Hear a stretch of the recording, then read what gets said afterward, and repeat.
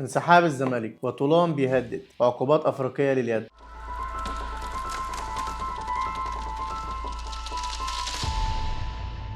الزمالك يرفض الانسحاب من السوبر بعد أزمة دونجا. رفض مجلس إدارة نادي الزمالك فكرة الانسحاب من كأس السوبر المصري المقرر إقامته في الإمارات الشهر القادم بعد أزمة نبيل دونجا اللي تم رسميا منعه من المشاركة في السوبر بسبب الإيقاف 4 مباريات نتيجة الأحداث اللي شهدتها مباراة السوبر العام الماضي واللي كانت امام بيراميدز. الازمه تصاعدت خلال الساعات الاخيره بسبب طلب الزمالك مشاركه دونجا ورفض اتحاد الكره، واللي اكد ان الايقافات في السوبر منفصله عن الدوري وبالتالي اللاعب لن يشارك في السوبر. وكان في اتجاه للتهديد بالانسحاب، ولكن مجلس اداره الزمالك حسم الامر ورفض الفكره واكد المشاركه. حلمي طولان يهدد بالانسحاب من كاس العرب. حلمي طولان المدير الفني لمنتخب مصر المشارك في بطوله كاس العرب في قطر والمقرر اقامتها في شهر ديسمبر القادم هدد بعدم المشاركه في البطوله في حاله عدم تنفيذ مطالبه بشان تاجيل بعض المباريات في الدوري، وخاصه لفريق بيراميدز من اجل المشاركه في البطوله. المواعيد المحدده في بطوله كاس العرب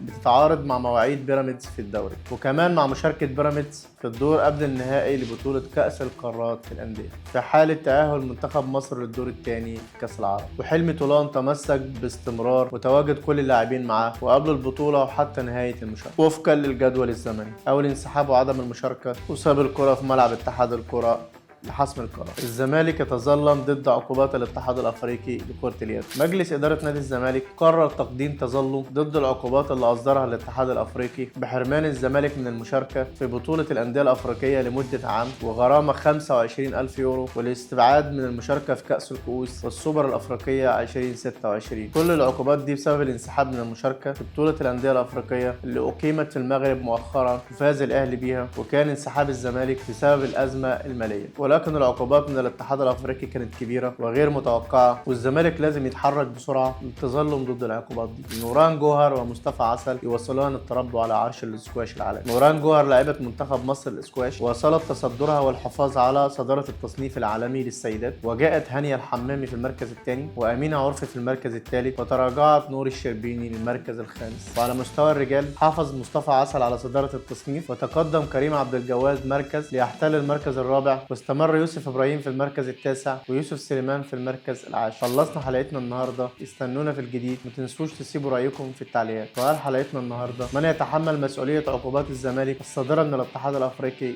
لكرة اليد؟